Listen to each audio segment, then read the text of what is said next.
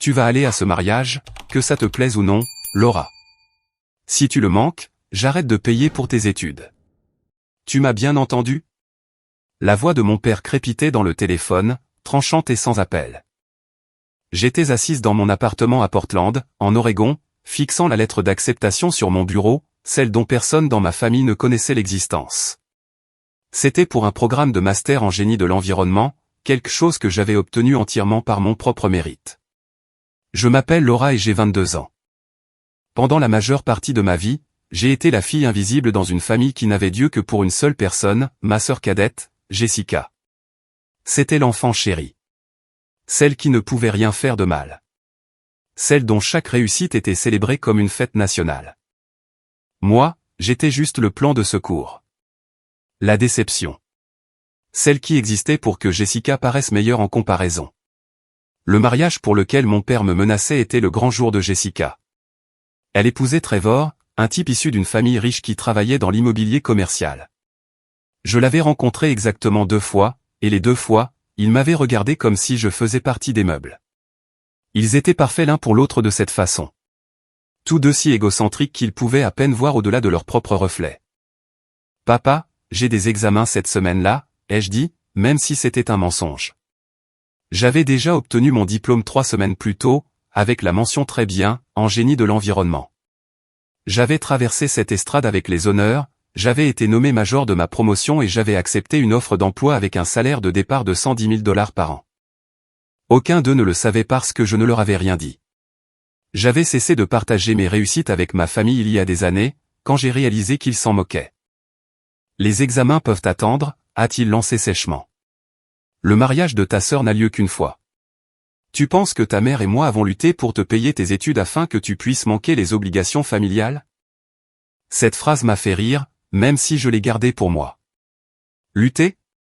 Ils avaient payé mon premier semestre de frais de scolarité il y a 4 ans et me le reprochaient depuis, comme s'ils m'avaient acheté un palais.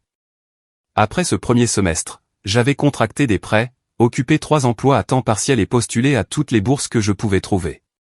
J'avais payé mes propres études pendant qu'ils dépensaient sans compter pour les cotisations de la sororité de Jessica, ses voyages de vacances de printemps et sa garde-robe de créateur. J'y réfléchirai, ai-je dit. Tu feras plus qu'y réfléchir. Tu seras là, en robe, avec un sourire aux lèvres, ou tu peux oublier que je signe un autre chèque pour tes frais de scolarité. C'est ton choix. Il a raccroché avant que je puisse répondre. J'ai posé mon téléphone et j'ai regardé mon petit appartement. Ce n'était pas grand-chose, un studio avec une kitchenette et une salle de bain qui sentait parfois la cuisine des voisins, mais c'était à moi. Chaque meuble, chaque assiette, chaque livre avait été payé avec l'argent que j'avais gagné moi-même. Ma famille n'avait aucune idée que j'étais financièrement indépendante depuis des années. La menace concernant les frais de scolarité était risible. Il n'y avait plus de frais de scolarité à payer. J'avais terminé mes études, j'avais obtenu mon diplôme en étant première de ma classe et j'avais décroché un poste chez Thornberry Systems, l'un des meilleurs cabinets de génie de l'environnement du Nord-Ouest Pacifique. Je devais commencer dans 2 semaines, juste après le mariage de Jessica, auquel je n'avais aucune intention d'assister. Mais mon père ne le savait pas. Ma mère non plus. Et Jessica, elle ne savait probablement même pas que j'existais la moitié du temps. J'ai pris mon téléphone et j'ai parcouru la conversation de groupe de la famille. Elle était remplie de messages sur le mariage, les arrangements floraux, les plans de table, les essayages de robes, les plans pour le dîner de répétition. Ma mère avait envoyé environ 400 photos de Jessica dans diverses robes blanches.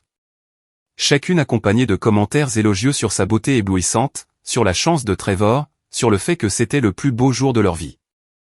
Pas une seule fois quelqu'un ne m'avait demandé comment j'allais. Pas une seule fois quelqu'un n'avait reconnu que je terminais ma dernière année d'université. Quand j'avais mentionné ma date de remise de diplôme il y a 1 mois, ma mère avait répondu par un « c'est bien, ma chérie », et avait immédiatement changé de sujet pour parler de l'enterrement de vie de jeune fille de Jessica. J'avais cessé d'attendre quoi que ce soit de différent il y a des années. Jessica était la star et j'étais la machiniste. C'était la dynamique familiale et ça n'allait pas changer. Mais ce qu'ils ne savaient pas, ce qu'ils ne s'étaient jamais donné la peine de découvrir, c'est que je n'avais plus besoin de leur approbation. J'avais construit une vie dont ils ne savaient rien, accompli des choses qu'ils n'avaient jamais célébrées et créé un avenir qui n'avait rien à voir avec eux. L'enveloppe était posée sur mon bureau, épaisse et officielle. À l'intérieur se trouvait un chèque de banque du montant exact que mes parents avaient payé pour mon premier semestre d'université 4 ans plus tôt. Je l'avais calculé au centime près, 12 350 $. Il m'avait fallu des mois pour l'économiser, en mettant de côté une partie de mes salaires et en vivant de nouilles instantanées et de produits d'épicerie à prix réduit. Mais je l'avais fait. Je ne leur donnais pas par obligation ou par gratitude. Je le leur donnais pour couper le dernier fil qui me liait à leur contrôle. Une fois qu'ils auraient récupéré cet argent, ils n'auraient plus aucun moyen de pression sur moi. Aucune menace, aucune culpabilisation, rien. Le mariage était dans 2 jours. J'avais déjà décidé que je n'irais pas, mais je ne le leur avais pas encore dit. Je voulais voir l'expression sur le visage de mon père quand je lui tendrais cette enveloppe. Je voulais qu'il réalise que ces menaces ne signifiaient rien, que je n'avais pas besoin de lui ni de son argent, et que j'avais réussi malgré eux, et non grâce à eux. C'était peut-être mesquin. J'aurais peut-être dû simplement couper les ponts discrètement et passer à autre chose. Mais après des années à être traité comme si je n'avais pas d'importance, je voulais qu'ils sachent exactement ce qu'ils avaient perdu. Grandir dans ma famille, c'était comme vivre sous un projecteur qui était toujours pointé sur quelqu'un d'autre. Jessica avait 3 ans de moins que moi, et dès sa naissance, tout tournait autour d'elle. C'était la jolie, la charmante, celle qui pouvait enrouler mes parents autour de son petit doigt avec un seul sourire. Moi, en revanche, j'étais pragmatique, calme, concentré sur l'école parce que c'était le seul endroit où j'avais l'impression de compter. Mes parents n'ont jamais dit que je n'étais pas assez bien, mais ils n'en avaient pas besoin. Leurs actions le montraient clairement. Quand j'ai été inscrite au tableau d'honneur au collège, ma mère a jeté un coup d'œil au certificat et a dit « C'est merveilleux, ma puce », avant de se retourner pour aider Jessica à répéter pour son récital de danse. Quand j'ai gagné un concours scientifique régional au lycée, mon père m'a tapoté l'épaule et a dit « Bon travail », puis a passé le reste du dîner à parler de l'équipe de cheerleading de Jessica qui s'était qualifiée pour les championnats nationaux. J'ai appris très tôt que mes réussites n'étaient que des notes de bas de page dans l'histoire de la vie de Jessica. Quand je suis arrivé à l'université, j'avais cessé d'essayer de rivaliser pour leur attention. Je me suis concentré sur mes études, j'ai travaillé à mes emplois et j'ai construit une vie séparée de la leur. Je rentrais pour les vacances parce que c'était attendu, mais j'ai arrêté de partager les détails sur mes cours, mes stages ou mes projets d'avenir. À quoi bon? Ils n'écoutaient de toute façon pas. Jessica, pendant ce temps, a suivi sans effort un cursus de commerce dans une université d'État entièrement financée par nos parents. Elle a rejoint une sororité, est allée à des fêtes et a posté d'innombrables photos d'elle sur les réseaux sociaux, l'air glamour et insouciante. Elle a obtenu son diplôme avec des notes médiocres et sans perspective d'emploi, mais cela n'avait pas d'importance. Elle avait rencontré Trevor pendant sa dernière année, et il avait de l'argent et des relations, ce qui était tout ce qui importait à mes parents. Les fiançailles avaient été annoncées 6 mois plus tôt lors d'un dîner de famille auquel j'avais assisté à contre-cœur. Jessica s'était levée, avait exhibé une énorme bague en diamant et avait glapi sur la façon dont Trevor l'avait demandé en mariage lors d'un week-end dans la région viticole. Ma mère avait pleuré des larmes de joie. Mon père avait serré la main de Trevor et l'avait accueilli dans la famille. J'étais assise là, souriant poliment pendant qu'il portait un toast au bonheur et à l'avenir radieux de Jessica. Personne ne m'a interrogé sur mon avenir. Personne n'a demandé si je voyais quelqu'un ou quels étaient mes projets après l'obtention de mon diplôme. Je faisais simplement partie du public qui applaudissait la vie de quelqu'un d'autre. Après ce dîner, j'étais retourné à Portland en voiture et j'avais pris une décision. J'en avais fini d'essayer de faire partie de cette famille. Je terminerai mes études, j'obtiendrai mon emploi et je passerai à autre chose. Ils pouvaient avoir leur fille parfaite, leur gendre parfait et leur vie parfaite. Je n'avais pas besoin d'être incluse. Mais couper les ponts n'était pas aussi simple que de s'en aller. Il y avait encore la question des menaces de mon père, ses rappels constants qu'il avait payés pour mon éducation, son insistance sur le fait que je leur devais quelque chose. C'est pourquoi j'avais économisé l'argent pour les rembourser. Je voulais clore ce chapitre proprement, sans dette ni obligation persistante.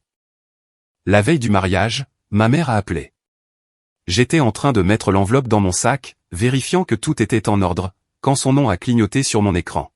« Salut, maman », ai-je dit, en gardant ma voix neutre. « Laura, ma chérie, je voulais juste m'assurer que tu venais demain. Ton père s'inquiétait que tu ne viennes pas. » J'ai failli rire. Inquiet, comme s'il se souciait que je sois là pour une autre raison que les apparences. « Je serai là », ai-je dit. « Oh, bien.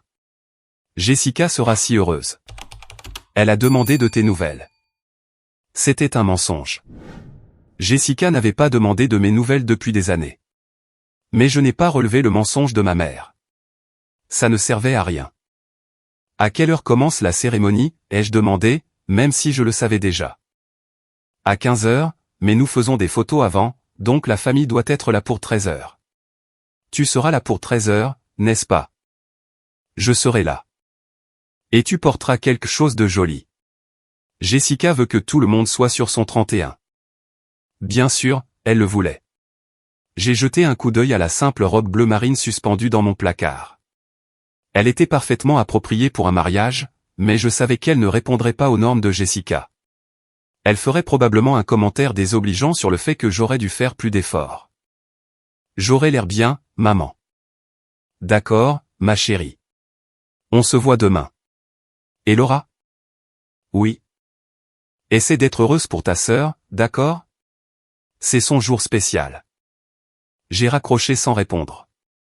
Essayez d'être heureuse pour elle. Comme si j'avais passé toute ma vie à faire autre chose. Cette nuit-là, j'ai à peine dormi. Je n'arrêtais pas de penser à ce que j'allais dire en tendant l'enveloppe à mon père. Je l'avais répété une douzaine de fois dans ma tête, mais je n'étais toujours pas sûr de pouvoir sortir les mots sans que ma voix ne tremble. Une partie de moi se demandait si je devais simplement envoyer le chèque par la poste et éviter la confrontation. Ce serait plus facile, plus propre, moins dramatique. Mais une autre partie de moi, celle qui avait passé des années à être ignorée et rejetée, voulait qu'il me voie. Me voie vraiment. Je voulais qu'ils comprennent que je n'avais pas besoin d'eux, que j'avais réussi par moi-même, et que leur approbation avait cessé d'importer il y a longtemps. Le mariage avait lieu dans un lieu de réception à Biverton, à environ 20 minutes de mon appartement. Je suis arrivé à 13h15, avec 15 minutes de retard, parce que j'étais resté assise dans ma voiture pendant 10 minutes supplémentaires à essayer de trouver le courage d'entrer. Le lieu était magnifique, bien sûr. Jessica n'avait reculé devant aucune dépense. Le jardin était rempli de roses blanches et de lumières scintillantes, et un quatuor à cordes jouait doucement près de l'entrée. Les invités se promenaient dans des vêtements coûteux, sirotant du champagne et admirant les décorations. Je suis entré et j'ai immédiatement repéré mes parents près de l'entrée, en train de parler à la famille de Trevor. Mon père riait de quelque chose que le père de Trevor avait dit, sa main posée sur le dos de ma mère. Ils avaient l'air heureux, fiers, complètement absorbés par le moment. J'ai pris une profonde inspiration, j'ai serré l'enveloppe dans ma main et je me suis dirigé vers eux. Mon père m'a vu le premier. Son expression est passée instantanément de détendu à agacé. « Tu es en retard », a-t-il dit assez fort pour que quelques personnes se retournent pour regarder. La circulation, ai-je menti? Ma mère a jeté un coup d'œil à ma robe et a froncé les sourcils. « Oh, Laura, c'est ça que tu portes ?» J'ai baissé les yeux sur ma robe bleu marine. Elle était sobre, élégante et appropriée. Mais je savais ce qu'elle voulait dire. Elle n'était pas tapa accent grave-l'œil. Elle ne criait pas la richesse ou le statut. C'était juste une robe. C'est très bien, ai-je dit. Eh bien, je suppose que ça devra faire l'affaire. Viens, nous devons prendre des photos de famille avant la cérémonie. Elle a fait un geste vers un groupe qui se rassemblait près d'une arche florale. Je n'ai pas bougé. À la place, j'ai tendu l'enveloppe à mon père. « Qu'est-ce que c'est » a-t-il demandé, en la prenant mais sans l'ouvrir. « Ouvre-la. » Il m'a jeté un regard suspicieux, puis a déchiré l'enveloppe. Ses yeux se sont écarquillés en sortant le chèque. « Qu'est-ce que c'est » a-t-il répété, mais son ton avait changé. Il n'était plus agacé. Il était confus. « C'est un chèque de 12 350 $, ai-je dit. C'est le montant exact que vous avez payé pour mon premier semestre d'université. Je vous rembourse. » Ma mère s'est penchée pour regarder le chèque, la bouche bée. « Laura, de quoi parles-tu ? » Je parle du fait que vous me reprochez ce paiement de frais de scolarité depuis 4 ans. Vous avez menacé d'arrêter de payer mes études chaque fois que je ne faisais pas ce que vous vouliez. Eh bien, c'en est fini. Voilà votre argent. Maintenant, vous n'avez plus aucun moyen de pression. Mon père me fixait comme si j'avais parlé une langue étrangère. Un moyen de pression ? Laura, nous sommes tes parents. Nous essayons de t'aider.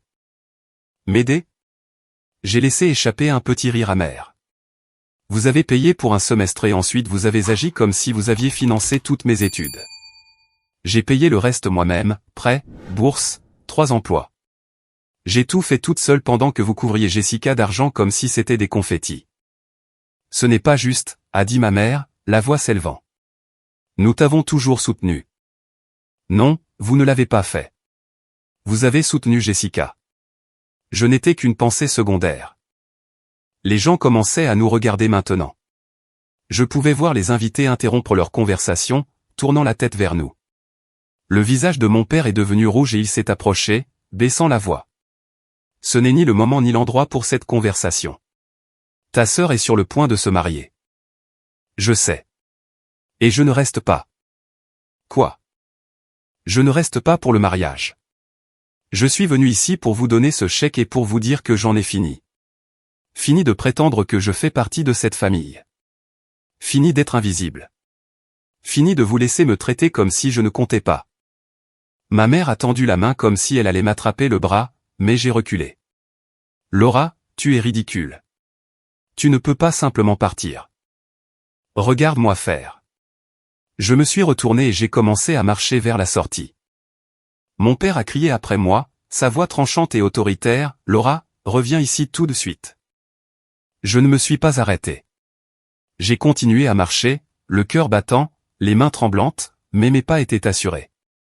Derrière moi, j'entendais la voix de ma mère, aiguë et frénétique, dire quelque chose sur le fait que c'était embarrassant, que je gâchais tout. Mais je ne gâchais rien. Pour la première fois de ma vie, je me choisissais. Je suis arrivé à ma voiture et je me suis assise derrière le volant, serrant le volant si fort que mes jointures sont devenues blanches.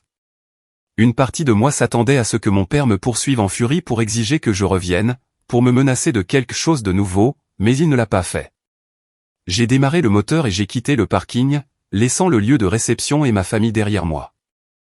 En retournant vers Portland, j'ai ressenti un étrange mélange d'émotions, soulagement, tristesse, colère, liberté.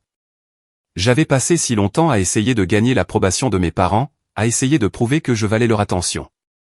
Et pourquoi? Ils n'allaient jamais me voir comme je le voulais. Mais voilà le truc, je n'avais pas besoin qu'ils le fassent. J'avais construit une vie sans leur aide. J'avais obtenu mon diplôme, décroché mon emploi et prouvé à moi-même que j'étais capable et forte. Leur opinion de moi ne changeait rien à tout cela. Pourtant, une petite pensée lancinante persistait dans mon esprit. Ils ne savaient pas pour mon diplôme. Ils ne savaient pas pour mon emploi. Ils ne savaient pas ce que j'avais accompli. Une partie de moi voulait qu'ils le découvrent, qu'ils voient exactement ce qu'ils avaient rejeté, ce qu'ils avaient négligé. Mais une autre partie de moi se demandait si cela avait même de l'importance. Est-ce que ça changerait quelque chose? Est-ce qu'ils réaliseraient soudainement qu'ils s'étaient trompés sur moi? Ou est-ce qu'ils trouveraient simplement un moyen de le minimiser, de le faire paraître moins important que le mariage de Jessica ou le travail de Trevor ou quoi que ce soit d'autre qu'ils décidaient de célébrer? Je n'avais pas les réponses. Tout ce que je savais, c'est que j'avais fait le premier pas pour les exclure de ma vie. Et aussi terrifiant que cela puisse paraître, cela semblait aussi juste. Quand je suis rentré chez moi, je me suis versé un verre de vin et je me suis assise sur mon canapé, fixant la lettre d'acceptation pour le programme de master. Je n'avais pas encore décidé si j'allais l'accepter. Le poste chez Thornberry System était incroyable, et je ne voulais pas le laisser passer. Mais le programme ouvrirait encore plus de portes, me donnerait encore plus d'opportunités. Pour la première fois depuis longtemps, j'avais des choix. De vrais choix, et personne n'allait me les enlever. Mon téléphone a vibré. C'était un texto de Jessica. Où es-tu parti? Maman a dit que tu étais parti. Qu'est-ce qui se passe? J'ai fixé le message pendant un long moment, puis je l'ai supprimé sans répondre. Quoi qu'il arrive ensuite, j'en avais fini de me justifier auprès de gens qui s'en moquaient. La semaine après avoir quitté le mariage de Jessica, mon téléphone a explosé de messages. Ma mère a appelé 17 fois en 3 jours. Mon père envoyait des textos de plus en plus en colère exigeant que je m'explique. Jessica a laissé des messages vocaux qui commençaient par de la confusion et devenaient rapidement accusateurs. Je les ai tous ignorés. À la place, je me suis concentré sur la préparation de mon nouvel emploi. J'ai passé mes journées à faire des recherches sur Thornberry System, à examiner les projets sur lesquels je travaillerais et à organiser mon appartement. J'ai acheté des vêtements professionnels, j'ai aménagé un espace de bureau à domicile et j'ai essayé de me convaincre que couper les ponts avec ma famille avait été la bonne décision. La plupart du temps, j'y croyais. Mais tard dans la nuit, quand je ne pouvais pas dormir, des doutes s'insinuaient. Avais-je réagi de manière excessive? Aurais-je dû simplement prendre sur moi et assister au mariage? Étais-je mesquine et vindicative? Puis je me souvenais de la façon dont mon père m'avait regardé quand je lui avais tendu ce chèque. Pas avec compréhension ou fierté, mais avec confusion et irritation, comme si j'avais interrompu quelque chose d'important. Je me souvenais de l'inquiétude immédiate de ma mère pour ma robe, pas pour moi. Et je me souvenais des années passées à être négligé, rejeté et traité comme un personnage secondaire dans l'histoire de quelqu'un d'autre. Non, je n'avais pas réagi de manière excessive. J'avais enfin pris ma défense. Jeudi après-midi, 5 jours après le mariage, quelqu'un a frappé à la porte de mon appartement. J'ai regardé par le Judas et j'ai vu Jessica debout dans le couloir, vêtue d'un jean de créateur et d'un chemisier en soie, ses cheveux parfaitement coiffés. J'ai envisagé de ne pas ouvrir la porte, mais la curiosité l'a emporté. « Qu'est-ce que tu fais ici ?» ai-je demandé, en gardant la porte partiellement fermée. « Je peux entrer ? Comment as-tu eu mon adresse ? Maman l'avait depuis que tu as emménagé. Je peux entrer, s'il te plaît ? Nous devons parler. » J'ai hésité, puis je me suis écarté. Jessica est entrée dans mon appartement et a regardé autour d'elle, le nez légèrement plissé. Je savais ce qu'elle pensait. Mon appartement était petit, simple, rien à voir avec le condominium de luxe dans lequel elle et Trevor venaient d'emménager. « Que veux-tu, Jessica ?» Elle s'est tournée vers moi, et j'ai été surprise de voir des larmes dans ses yeux. « Je veux savoir pourquoi tu as gâché mon mariage. » « Je n'ai pas gâché ton mariage. Je suis parti avant même qu'il ne commence. » « Exactement. Tu es parti et ça a provoqué une énorme scène. Maman a passé toute la cérémonie à pleurer. Papa était furieux. Tout le monde demandait où tu étais et ce qui s'était passé. As-tu la moindre idée à quel point c'était embarrassant? J'ai croisé les bras. Je suis désolé que mon absence ait été un inconvénient pour toi. Ce n'est pas ce que je voulais dire. Elle a essuyé ses yeux, étalant son mascara. Je ne comprends tout simplement pas. Pourquoi ferais-tu ça? Pourquoi donnerais-tu cet argent à papa pour ensuite t'en aller? Parce que j'en ai marre d'être traité comme si je ne comptais pas. De quoi parles-tu? Tu comptes. Tu es ma sœur. J'ai ri, mais il n'y avait aucun humour dans ce rire. Vraiment? Quand est-ce que tu m'as demandé pour la dernière fois comment j'allais? Quand est-ce que maman ou papa sont venus à l'un de mes événements où on célébrait l'une de mes réussites? Jessica avait l'air sincèrement confuse. Quelle réussite? Et voilà, la preuve que j'avais été invisible depuis toujours. J'ai eu mon diplôme il y a 3 semaines, ai-je dit doucement. Mention très bien, major de promotion. J'ai prononcé un discours à la cérémonie. Aucun de vous n'est venu parce qu'aucun de vous ne le savait. Je ne vous l'ai pas dit parce que je savais que vous vous en moqueriez. Sa bouche s'est ouverte. Tu as eu ton diplôme? Pourquoi n'as-tu rien dit? Parce qu'à chaque fois que j'essayais de parler de ma vie, toi, maman ou papa changiez de sujet pour parler de toi, ta sororité, ton petit ami, ton mariage, tes projets. Il n'y avait jamais de place pour moi dans la conversation. Jessica s'est affalée sur mon canapé, l'air vraiment secoué. Je ne savais pas. Bien sûr que non. Tu n'as jamais demandé. Laura, je suis désolé. Vraiment. Je ne réalisais pas. Que tu étais la seule dont maman et papa se souciaient? Que j'ai passé toute mon enfance et la majeure partie de ma vie d'adulte à essayer d'attirer leur attention? Que j'ai travaillé à 3 emplois pour payer l'université pendant qu'ils te donnaient tout? Elle a tressailli. Ce n'est pas juste. Je ne leur ai pas demandé de faire ça. Non, mais tu ne l'as jamais remis en question non plus. Tu n'as jamais pensé une seule fois à ce que ça pouvait faire d'être moi. Toujours dans ton ombre. Toujours comparé à toi et toujours jugé inférieur. Je ne nous ai jamais comparés. C'était maman et papa. Et tu en as bénéficié. Je me suis assise dans le fauteuil en face d'elle. Écoute, je ne suis pas en colère contre toi, Jessica. Pas vraiment. Tu n'as pas créé cette dynamique, mais tu n'as rien fait pour la changer non plus. Et moi non plus, jusqu'à maintenant. Elle est restée silencieuse un long moment, fixant ses mains. Qu'est-ce qui se passe maintenant? Je ne sais pas. Je commence mon nouveau travail lundi. Je continue ma vie, sans eux, sans attente, sans avoir besoin de ton approbation ou de la validation de maman et papa.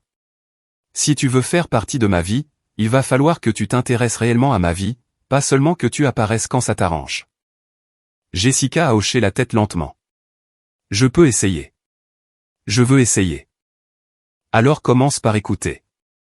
J'ai un emploi chez Thornberry System. Je vais travailler sur des projets de génie de l'environnement, concevoir des systèmes d'eau durables.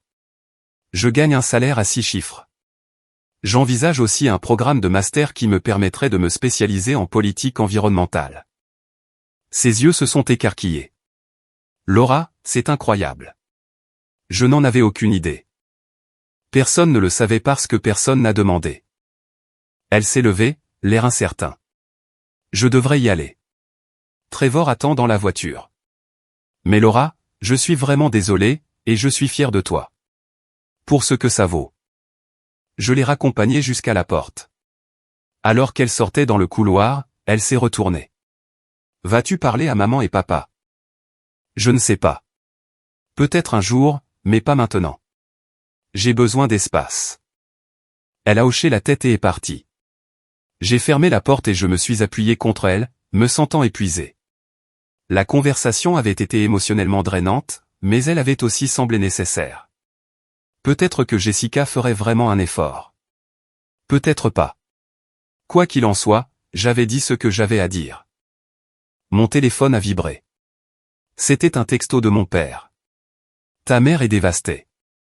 Tu lui dois des excuses. J'ai fixé le message, la colère montant en moi. Même maintenant, après tout, il ramenait tout à eux, à la façon dont mes actions les avaient blessés. Pas une seule fois il n'avait reconnu comment il m'avait blessé. J'ai tapé une réponse et l'ai effacée 3 fois avant de finalement me décider pour quelque chose de simple. Je ne dois rien à personne. Je vous ai remboursé. Nous sommes quittes. Sa réponse est venue immédiatement. Cet argent n'efface pas 18 ans à t'élever. Tu es égoïste et ingrate. Égoïste. Le mot m'a piqué parce qu'une partie de moi craignait qu'il ait raison. Mais la plus grande partie de moi savait qu'il avait tort. Prendre soin de soi n'est pas égoïste. Fixer des limites n'est pas de l'ingratitude. Et refuser d'accepter d'être maltraité n'est pas un défaut de caractère. J'ai éteint mon téléphone et je me suis couché tôt, essayant de me vider la tête avant mon premier jour à mon nouveau travail. Ma première semaine chez Thornberry System a été écrasante de la meilleure façon possible. Le bureau était moderne et lumineux avec un plan ouvert et des baies vitrées donnant sur la ville. Mon équipe était composée de 6 autres ingénieurs, tous brillants et passionnés par la durabilité environnementale. Ma superviseure, Gretchen, était une femme d'une 50aine d'années qui travaillait dans le secteur depuis des décennies et avait la réputation d'être à la fois exigeante et encourageante. Je me suis jeté à corps perdu dans le travail, reconnaissante de la distraction. Nous étions aux premières étapes de la conception d'un système de récupération de l'eau pour une municipalité près de Seattle, et j'ai passé des heures à faire des calculs, à examiner des évaluations d'impact environnemental et à collaborer avec l'équipe sur des solutions de conception. Pour la première fois depuis des semaines, je me sentais de nouveau moi-même.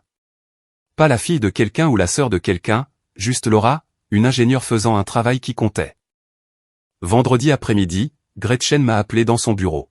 « Comment s'est passée ta première semaine ?» a-t-elle demandé, me faisant signe de m'asseoir. « Bien. Vraiment bien. J'apprends beaucoup. Tu fais un excellent travail. J'ai été impressionné par tes contributions cette semaine. » Elle a fait une pause. Je voulais aussi mentionner quelque chose. Nous préparons une proposition pour un projet majeur avec la ville de Portland. C'est une initiative de durabilité complète, système d'eau, gestion des déchets, infrastructure verte. Si nous remportons le contrat, ce sera l'un des plus grands projets que l'entreprise ait jamais entrepris. Ça a l'air incroyable. Ça l'est. Et je veux que tu sois dans l'équipe. Tu travaillerais en étroite collaboration avec moi et 2 ingénieurs seniors. C'est beaucoup de responsabilités, surtout pour quelqu'un qui débute, mais je pense que tu peux le gérer. J'ai ressenti une vague d'excitation. J'adorerais en faire partie. Bien. Nous présentons la proposition au conseil municipal dans 3 semaines. J'aurai besoin de ton aide pour la documentation technique et que tu sois prête à répondre aux questions pendant la présentation. » J'ai quitté son bureau en me sentant pleine d'énergie et de fierté. C'était exactement le genre d'opportunité pour laquelle j'avais travaillé si dur. Et je l'avais mérité par moi-même, pas grâce à des relations familiales ou au favoritisme. Ce soir-là, j'ai retrouvé Kelsey, ma meilleure amie de l'université. Elle était l'une des rares personnes à connaître toute l'histoire de ma dynamique familiale. Nous nous sommes retrouvés dans un petit restaurant du centre-ville de Portland, et je lui ai tout raconté sur ce qui s'était passé depuis le mariage. « Je n'arrive toujours pas à croire que tu lui as vraiment tendu un chèque et que tu es parti, » a-t-elle dit en secouant la tête avec admiration. « C'est la chose la plus audacieuse que j'ai jamais entendue. » Ça ne semblait pas audacieux sur le moment. C'était terrifiant. Mais tu l'as fait quand même. C'est ce qui compte. Elle a pris une gorgée de son vin. As-tu eu de leurs nouvelles depuis que Jessica est passée? Mon père n'arrête pas de m'envoyer des textos. Ma mère laisse des messages vocaux. J'ai ignoré la plupart. Bien. Tu ne leur dois rien, Laura. Tu prends soin de toi depuis des années. Ils ne l'ont juste pas remarqué. C'est ça qui me dérange le plus. Ils n'ont pas remarqué. J'ai travaillé si dur pour être indépendante, pour ne pas avoir besoin de leur aide, et ils ont simplement supposé que j'avais des difficultés ou que j'échouais ou je ne sais quoi. Ils n'ont jamais envisagé une seule fois que je pouvais réellement réussir. Kelsey a tendu la main sur la table et m'a serré la main. Tant pis pour eux. Sérieusement, tu es brillante et tu as du succès et tu n'as pas besoin de leur validation. Tu le sais, n'est-ce pas? Je commence à le comprendre. Nous avons passé le reste du dîner à parler de son travail, de sa vie amoureuse et de nos projets pour l'été. Ça faisait du bien de se concentrer sur des choses normales, d'avoir une conversation qui n'était pas alourdie par des drames familiaux. Quand je suis rentré chez moi ce soir-là, j'ai trouvé une enveloppe glissée sous ma porte. Mon cœur s'est serré quand j'ai reconnu l'écriture de ma mère sur le devant. À l'intérieur, il y avait une carte avec un message générique sur la famille et le pardon. En dessous du texte imprimé, ma mère avait écrit « Laura, s'il te plaît, rentre à la maison. Tu nous manques et nous t'aimons. Quels que soient nos problèmes, nous pouvons les résoudre ensemble. Tu es notre fille et nous te voulons dans nos vies. S'il te plaît, appelle-moi. Amour, maman. » J'ai fixé la carte pendant un long moment, ressentant un mélange complexe d'émotions. Une partie de moi voulait la croire, voulait penser que peut-être les choses pourraient être différentes. Mais une autre partie de moi savait mieux. Ce n'était pas des excuses. Ce n'était pas une reconnaissance de la façon dont il m'avait traité. C'était juste une supplication pour que je revienne et que je prétende que tout allait bien. J'ai mis la carte de côté et je suis allé me coucher, mais le sommeil n'est pas venu facilement. Mon esprit n'arrêtait pas de rejouer des souvenirs, la fois où j'ai gagné un concours de mathématiques et où mes parents ont oublié de venir me chercher à l'école parce qu'ils étaient au récital de danse de Jessica, le Noël où j'ai reçu des cadeaux pratiques comme des chaussettes et une calculatrice tandis que Jessica recevait un nouvel ordinateur portable et un sac à main de créateur, les innombrables dîners où j'étais assise en silence pendant que tout le monde discutait de la vie de Jessica. Et puis j'ai pensé à l'avenir que je me construisais, le travail qui me mettait au défi et m'enthousiasmait, l'indépendance pour laquelle je m'étais battu, le respect que je gagnais auprès de collègues qui appréciaient mes compétences et mes contributions. Je n'avais plus besoin de ma famille pour me valider. J'avais appris à me valider moi-même, mais ça ne voulait pas dire que ça ne faisait pas mal. Le lendemain matin, je me suis réveillé avec un texto de Jessica. Maman m'a dit qu'elle t'avait envoyé une carte. Je sais que tu es en colère, mais s'il te plaît, envisage au moins de leur parler. Tu leur manques vraiment. Je n'ai pas répondu immédiatement. À la place, je me suis préparé pour la journée et je suis allé courir, essayant de me vider la tête. Quand je suis revenu, j'ai finalement répondu « J'apprécie que tu prennes contact, mais j'ai besoin de plus de temps. Je ne suis pas encore prête à avoir cette conversation. » Sa réponse est venue rapidement. « Je comprends. Sache juste que je suis là si tu as besoin de moi. » C'était un petit geste, mais il signifiait quelque chose. Peut-être que Jessica essayait sincèrement. Peut-être pas. Le temps le dirait. La semaine suivante, je me suis plongé plus profondément dans le projet de durabilité de Portland. L'envergure était massive, redessiner l'infrastructure hydraulique de la ville pour réduire les déchets et améliorer l'efficacité, mettre en œuvre des espaces verts pour gérer les eaux pluviales et créer des programmes éducatifs sur la conservation de l'environnement. C'était exactement le genre de travail que j'avais rêvé de faire lorsque j'ai choisi le génie de l'environnement comme spécialité. Un après-midi, alors que j'examinais des estimations de coûts, mon téléphone a sonné. C'était un numéro inconnu avec un indicatif régional local. Normalement, je n'aurais pas répondu, mais quelque chose m'a poussé à décrocher. Allô? Est-ce bien Laura? Oui. Qui est-ce? C'est Trevor, le mari de Jessica. Nous nous sommes rencontrés brièvement à... Eh bien, nous nous sommes rencontrés plusieurs fois. Je me suis redressé, surprise. Que voulez-vous? Je voulais vous parler de quelque chose. Avez-vous quelques minutes? La voix de Trevor était hésitante, presque nerveuse. C'était étrange de l'entendre paraître incertain. Chaque fois que je l'avais rencontré auparavant, il avait été confiant au point d'être arrogant. Je vous écoute, ai-je dit, en gardant un ton neutre. Écoutez, je sais que les choses sont compliquées avec votre famille en ce moment. Jessica m'a raconté ce qui s'est passé au mariage, et je voulais vous contacter parce que je pense qu'il y a quelque chose que vous devriez savoir. Qu'est-ce que c'est? Il a fait une pause. Pouvons-nous nous rencontrer en personne? Je préférerais ne pas avoir cette conversation par téléphone. J'ai hésité. Rencontrer Trevor seul me semblait étrange, et je n'étais pas sûr de faire confiance à ses motivations, mais la curiosité l'a emporté. D'accord. Il y a un café sur la Nord-Ouest 23 RD appelé Brou Point. Je peux vous y retrouver dans 1 heure. J'y serai. J'ai passé les 45 minutes suivantes à essayer de comprendre ce que Trevor pouvait bien vouloir me dire. Peut-être jouait-il le médiateur pour mes parents. Peut-être que Jessica l'avait envoyé. Ou peut-être que c'était tout autre chose. Quand je suis arrivé à Brou Point, Trevor était déjà là, assis à une table dans un coin avec 2 tasses de café devant lui. Il s'est levé quand il m'a vu, l'air mal à l'aise en jean et chemise décontractée. « Merci de me rencontrer », a-t-il dit, en désignant la chaise en face de lui. « Je vous ai pris un café. Je ne savais pas ce que vous aimiez, alors j'ai juste pris un café filtre normal. » Merci. Je me suis assise et j'ai enroulé mes mains autour de la tasse chaude, attendant qu'il s'explique. Trevor a passé une main dans ses cheveux, un geste nerveux qui semblait inhabituel. D'accord, alors je vais le dire directement parce que je ne sais pas comment faire autrement.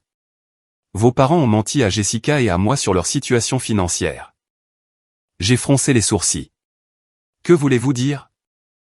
Il y a environ 3 mois, votre père est venu me demander un prêt. Il a dit qu'ils avaient des problèmes de trésorerie temporaire avec son entreprise et qu'ils avaient besoin de 20 000 $ pour couvrir des dépenses jusqu'à ce qu'un gros client les paie. Il a promis de me rembourser dans les 60 jours. Mon père dirigeait une petite société de conseil qui aidait les entreprises en matière de planification financière. C'était une entreprise correcte, mais pas exactement lucrative. Pourtant, 20 000 $ semblait beaucoup à demander. Vous le lui avez donné? Oui.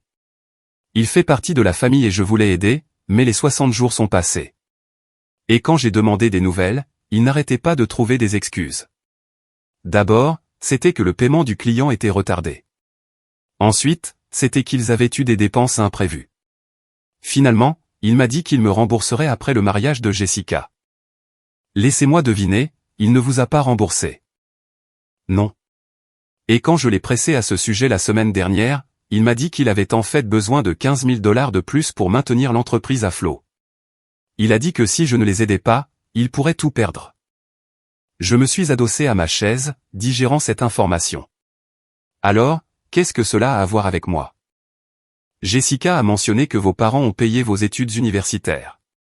Elle a dit qu'ils vous soutiennent financièrement toutes les deux depuis des années. Mais si c'est vrai, pourquoi aurait-il besoin de m'emprunter de l'argent? Pourquoi aurait-il des difficultés? J'ai laissé échapper un petit rire amer. Ils n'ont pas payé mes études, Trevor. Ils ont payé mon premier semestre il y a 4 ans. Un seul semestre. J'ai payé tout le reste moi-même grâce à des prêts, des bourses et en travaillant à plusieurs emplois. Et je doute sérieusement qu'ils aient soutenu financièrement Jessica comme vous le pensez. Son visage est devenu pâle. Quoi? Mes parents aiment s'attribuer le mérite de choses qu'ils n'ont pas faites. Ils racontent depuis des années qu'ils m'ont payé l'université, mais ce n'est pas vrai. Et je suis prête à parier qu'ils ont aussi exagéré leur contribution financière à la vie de Jessica. Trevor avait l'air sincèrement choqué. Mais ils en parlent tout le temps. De tout ce qu'ils ont investi en vous deux, de tout ce qu'ils ont sacrifié. C'est une comédie. Ils veulent que les gens pensent qu'ils sont des parents généreux et solidaires, mais la réalité est très différente. J'ai fait une pause. Mon père a-t-il dit pourquoi son entreprise a des difficultés? Il a dit que le marché était difficile, que les clients resserraient leur budget, les choses habituelles. Mais maintenant je me demande si tout cela est vrai. C'est peut-être vrai. Ou alors il est mauvais en gestion d'argent et trop fier pour l'admettre. Quoi qu'il en soit, ce n'est pas votre problème. Je sais, mais Jessica s'inquiète pour eux. Elle pense qu'ils sont sur le point de perdre leur maison. Elle parle de les aider financièrement à long terme, peut-être même de les faire emménager avec nous si les choses tournent vraiment mal. Je pouvais voir la panique dans ses yeux maintenant. Trevor venait d'un milieu aisé, mais il n'était pas stupide. Il savait que soutenir ses beaux-parents indéfiniment pourrait épuiser ses ressources et mettre son mariage à rude épreuve. « Que voulez-vous que je fasse à ce sujet ?» ai-je demandé. « Je ne sais pas. Je pensais juste que vous devriez savoir ce qui se passe. Et je suppose que je voulais vous le demander directement. Ont-ils vraiment payé pour votre université? Non. Ils ont payé 12 000 $ il y a 4 ans. Je les ai remboursés la semaine dernière. Nous sommes quittes. Il a absorbé cela, la mâchoire serrée. Jessica ne sait rien de tout ça.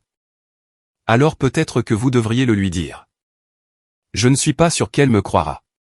Elle idolâtre vos parents. Elle pense que ce sont des saints qui ont tout sacrifié pour leurs enfants.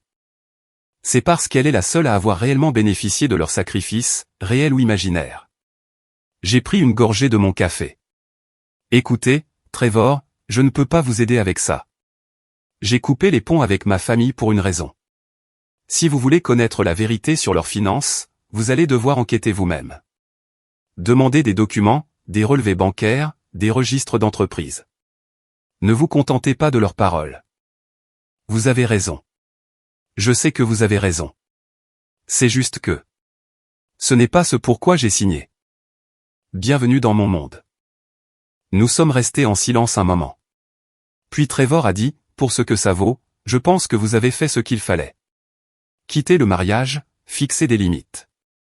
Jessica m'a raconté ce que vous avez dit sur le fait d'être invisible, et je pense qu'elle commence enfin à comprendre à quel point la dynamique était tordue. Peut-être. Ou peut-être qu'elle est juste contrariée parce que les choses deviennent inconfortables. Il a souri sombrement. Probablement un peu des deux. Après le départ de Trevor, je suis restée assise dans le café pendant encore 1 heure, pensant à tout ce qu'il m'avait dit. Mes parents avaient des problèmes financiers, peut-être de graves problèmes. Et au lieu d'être honnête à ce sujet, ils manipulaient les gens et créaient plus de dettes. Une partie de moi se sentait vengée. Ils avaient toujours agi comme s'ils avaient beaucoup plus de succès et étaient plus stables que moi, comme s'ils avaient tout compris.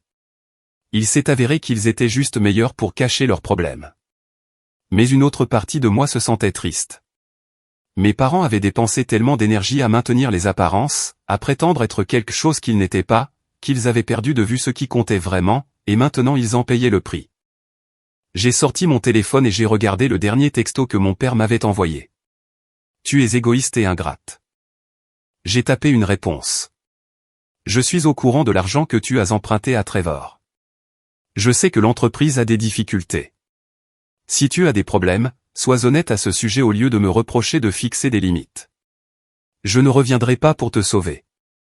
J'ai appuyé sur envoyer avant de pouvoir douter de moi-même. Sa réponse est arrivée 1 heure plus tard. Comment oses-tu te mêler de mes affaires? Cela n'a rien à voir avec toi. Je n'ai pas répondu.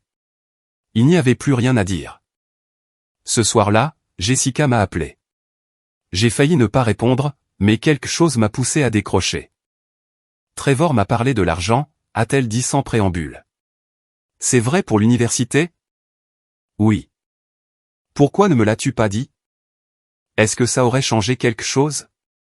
Elle est restée silencieuse un long moment. Je ne sais pas. Peut-être. J'ai l'impression de ne plus rien savoir. Je pensais que maman et papa étaient des parents parfaits et maintenant je découvre qu'ils ont menti sur toutes sortes de choses.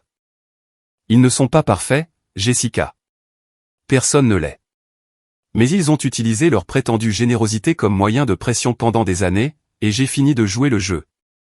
Je commence à le voir. Elle a soupiré. Trevor veut leur demander des documents financiers avant que nous leur donnions plus d'argent.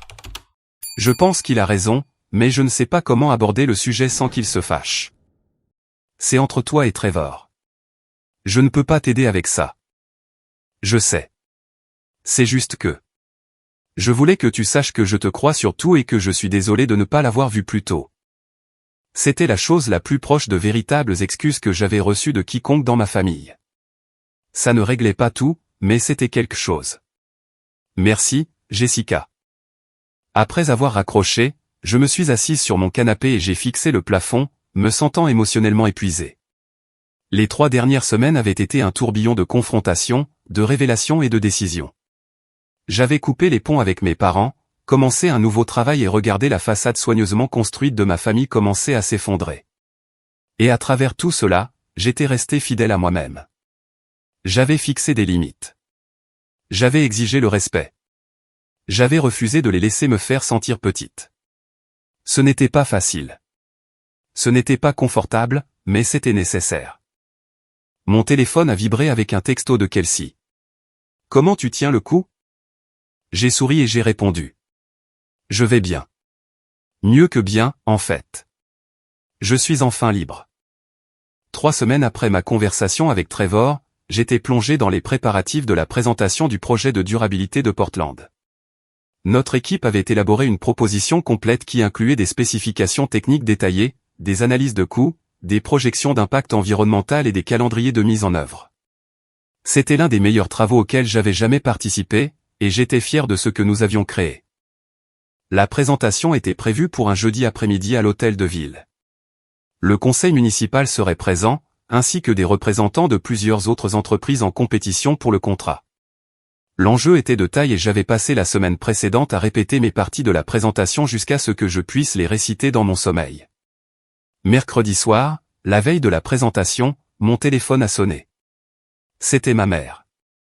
J'ai fixé l'écran un long moment, hésitant à répondre. Nous ne nous étions pas parlé depuis le mariage, et je n'étais pas sûr d'être prête pour la conversation qu'elle voulait avoir, mais la curiosité l'a emporté. Allô ? Laura, ma chérie, c'est maman. Sa voix était tendue, comme si elle avait pleuré. Je dois te parler de quelque chose d'important. Qu'est-ce que c'est ? C'est ton père.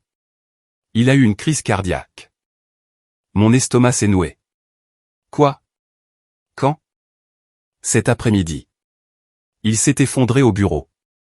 Ils l'ont transporté d'urgence à l'hôpital et il est stable maintenant, mais les médecins disent qu'il doit faire des changements de mode de vie majeurs. Moins de stress, une meilleure alimentation, plus de repos. Je me suis affalé sur mon canapé, digérant cette information. Malgré tout, il était toujours mon père.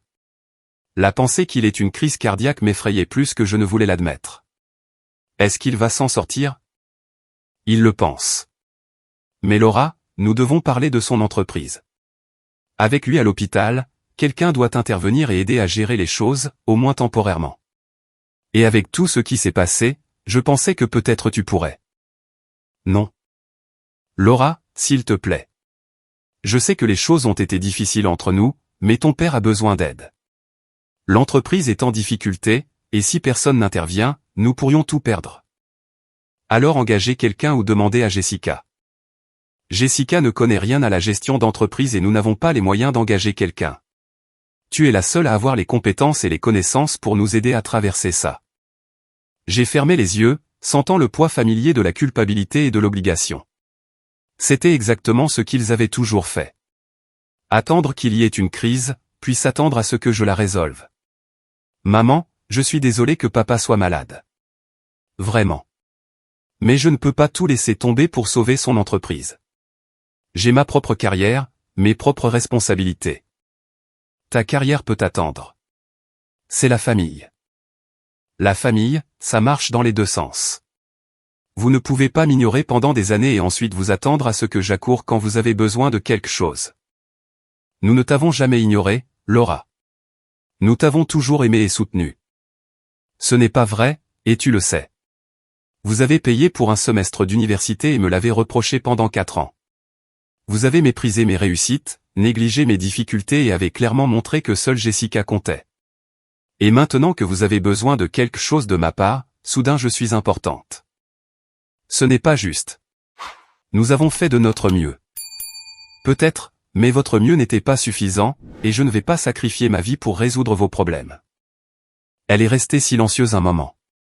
Quand elle a repris la parole, sa voix était devenue froide. Alors, c'est tout.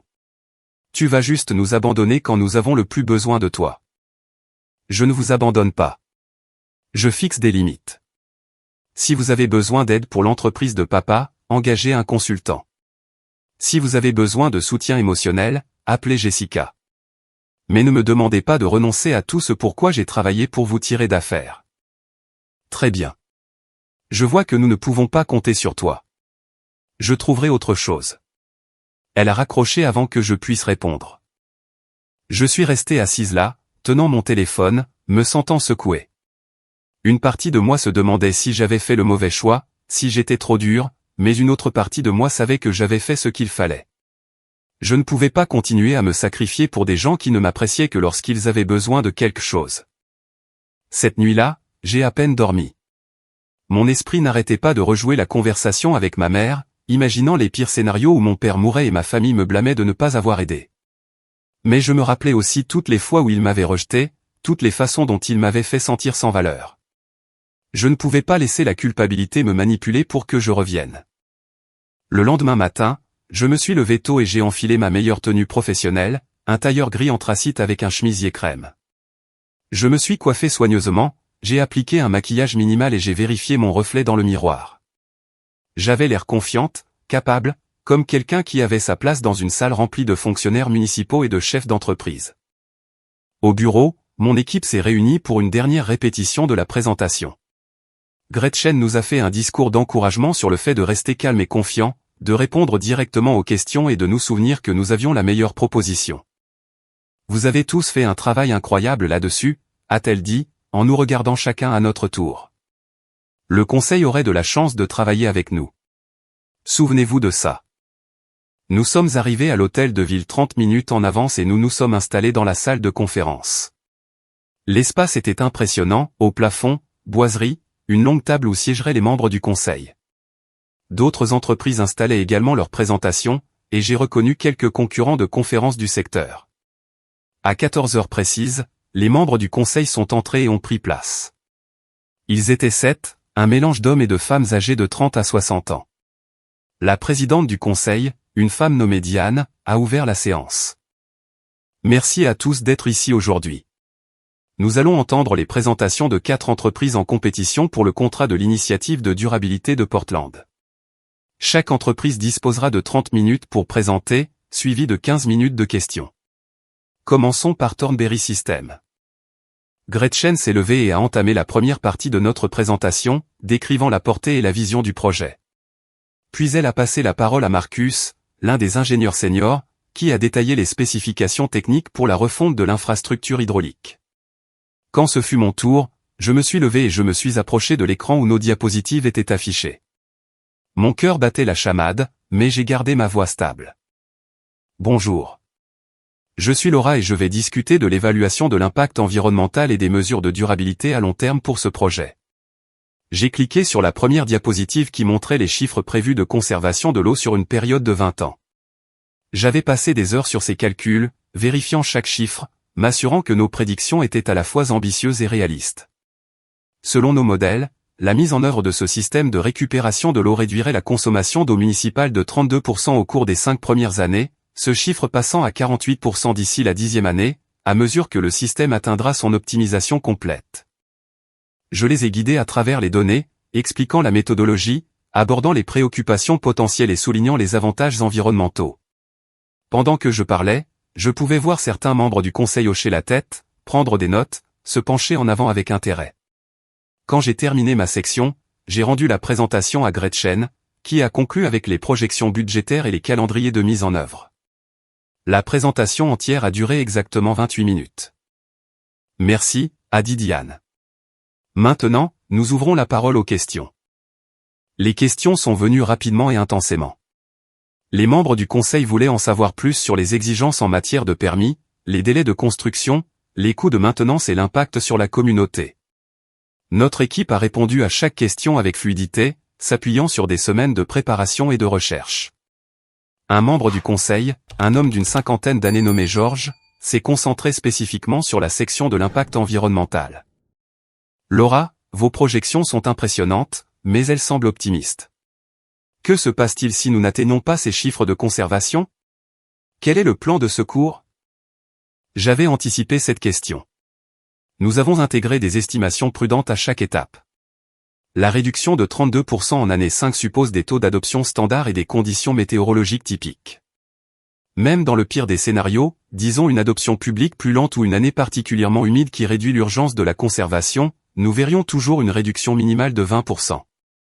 Et notre plan de mise en œuvre comprend des évaluations trimestrielles afin que nous puissions ajuster les stratégies en temps réel si nécessaire. Il a semblé satisfait de cette réponse. Quelques autres questions ont suivi, principalement des détails techniques que Marcus et Gretchen ont gérés avec expertise. Lorsque la période de questions de 15 minutes s'est terminée, Diane nous a remerciés et a appelé une brève pause avant la présentation suivante.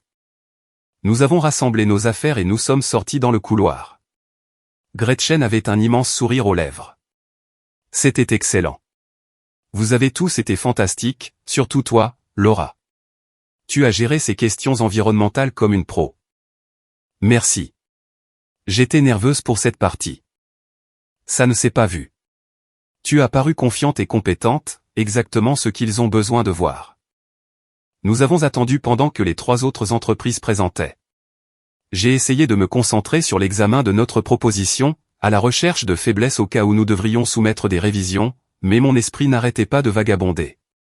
J'ai pensé à mon père à l'hôpital, à l'appel de ma mère, au poids des attentes familiales que j'avais enfin réussi à secouer. Et puis j'ai pensé à cette présentation, cette opportunité, cette carrière que j'avais entièrement bâtie par moi-même. J'avais gagné ma place dans cette salle. Personne ne me l'avait donnée. Personne n'avait tiré les ficelles ou passé des appels en ma faveur. C'était à moi. Après que les 4 présentations furent terminées, Diane s'est adressée à la salle. Merci à toutes les entreprises qui ont présenté aujourd'hui. Le conseil délibérera au cours de la semaine prochaine et annoncera sa décision lors de la réunion publique de jeudi prochain. Nous apprécions le temps et les efforts consacrés à ces propositions. Nous avons remballé et sommes retournés au bureau. L'énergie dans la voiture était électrique, pleine d'excitation et d'anticipation nerveuse. Gretchen a offert un dîner précoce à toute l'équipe dans un bon restaurant du centre-ville, et nous avons passé la soirée à décompresser et à analyser comment la présentation s'était déroulée. Je pense que nous avons une vraie chance, a dit Marcus en levant son verre. Honnêtement, notre proposition était plus solide que tout ce qu'ils ont vu aujourd'hui.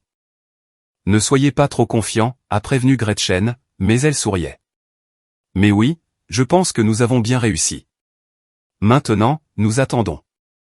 Quand je suis rentré chez moi ce soir-là, j'ai trouvé une autre enveloppe sous ma porte. Cette fois, elle venait de mon père, son écriture tremblante mais reconnaissable. À l'intérieur se trouvait une courte lettre. Laura, ta mère m'a parlé de votre conversation d'hier soir. Je suis déçu de ta décision, mais je suppose que je ne devrais pas être surpris. Tu as clairement montré que ta carrière est plus importante que la famille. J'espère que tu pourras vivre avec ce choix. Quand je ne serai plus là, souviens-toi que je t'ai demandé ton aide et que tu as refusé. Papa. Je l'ai lu 2 fois, ressentant un mélange de colère et de tristesse. Même depuis un lit d'hôpital, même après une crise cardiaque, il essayait de me manipuler avec la culpabilité. La lettre n'était pas une tentative de réparer notre relation ou de reconnaître sa part dans notre éloignement. C'était une arme conçue pour me faire sentir comme une fille terrible. Je suis allé dans ma cuisine, j'ai allumé la cuisinière et j'ai tenu la lettre au-dessus de la flamme jusqu'à ce qu'elle prenne feu.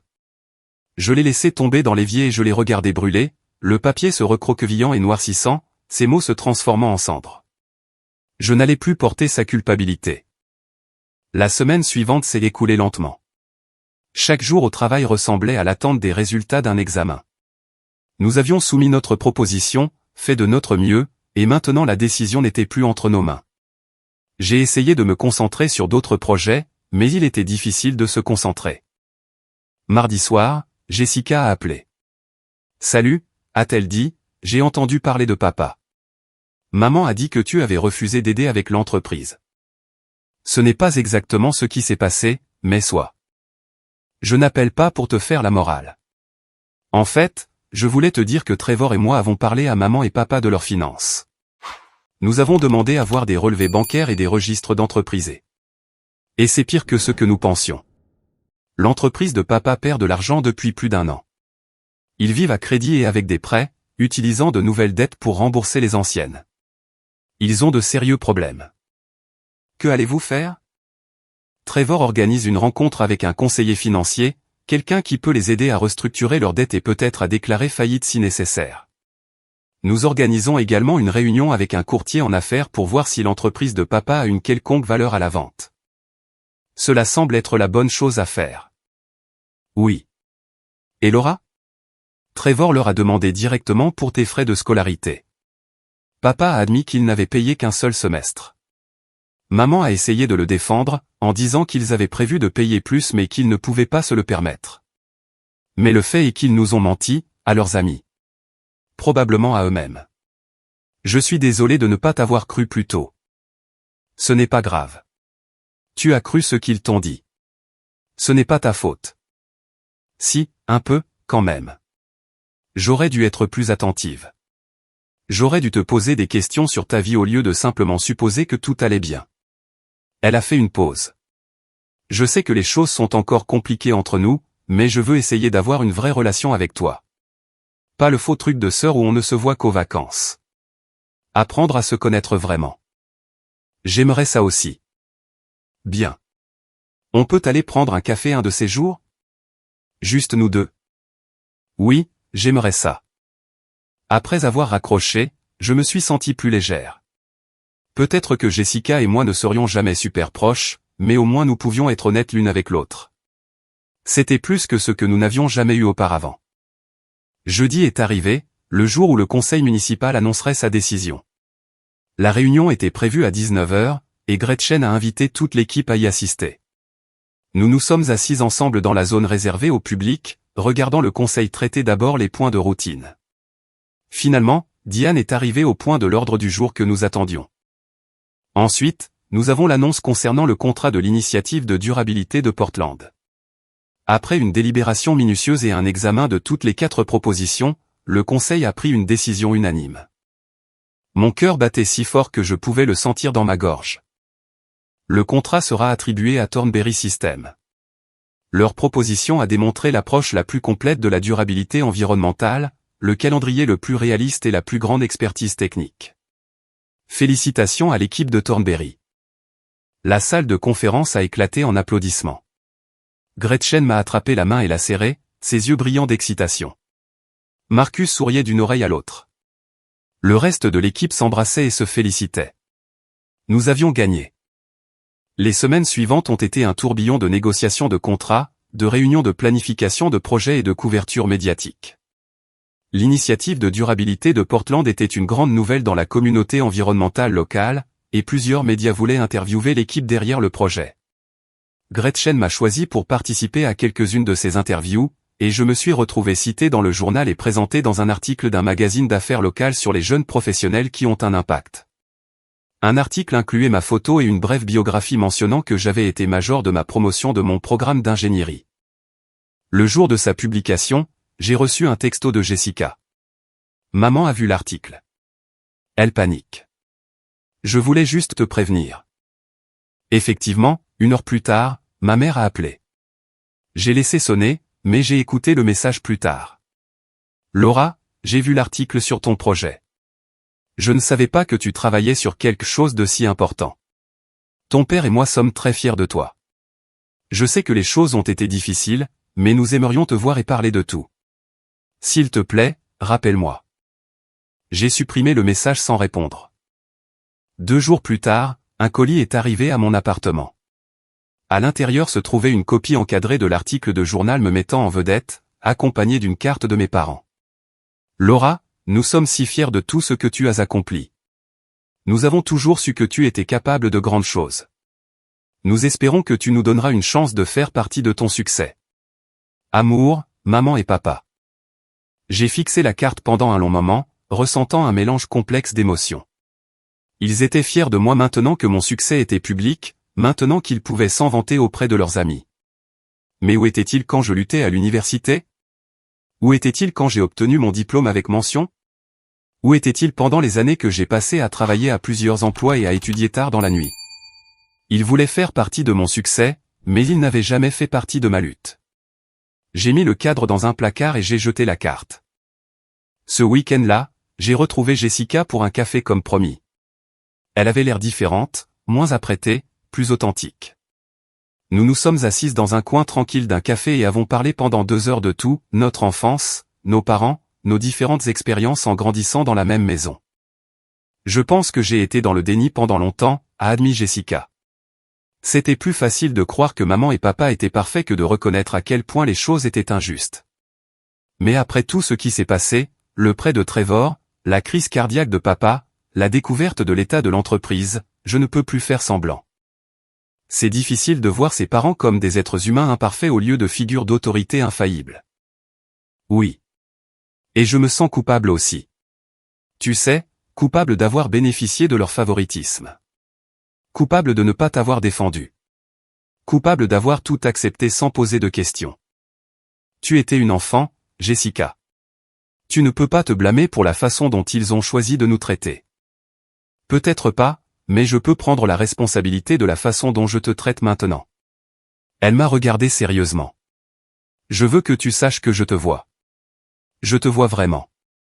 Et je suis incroyablement impressionné par ce que tu as accompli. Le projet, ton travail, tout. Tu as tout fait toute seule, et c'est incroyable. Merci. Ça compte beaucoup. Nous avons prévu de déjeuner ensemble la semaine suivante, et quand nous nous sommes quittés, j'ai eu l'espoir que nous pourrions peut-être construire quelque chose de réel. Le mardi suivant, j'ai reçu un courriel de mon père. Il était court et formel.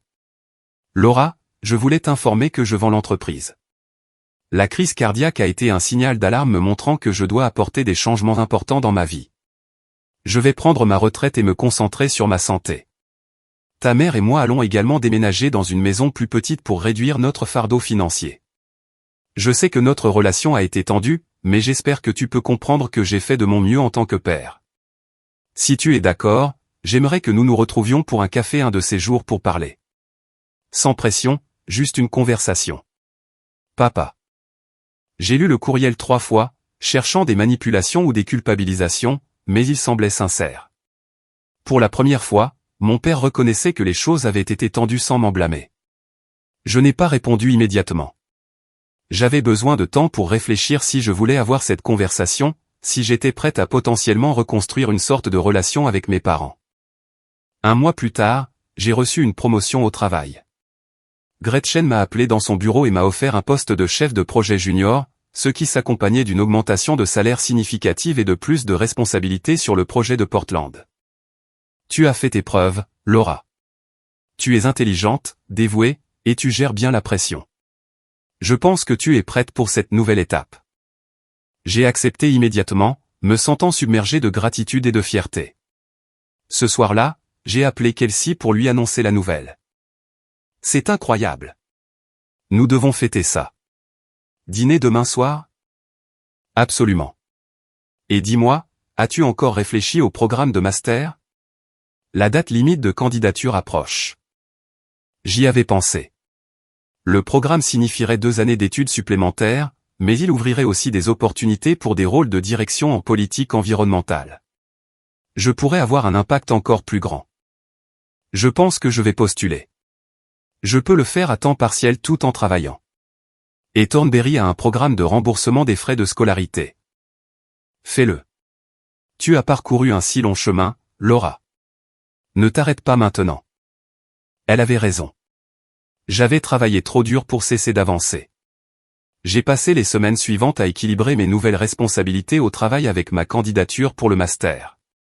J'ai écrit des essais sur ma passion pour la durabilité environnementale, ma vision pour créer un changement systémique et mon engagement à utiliser l'ingénierie comme un outil pour le bien social.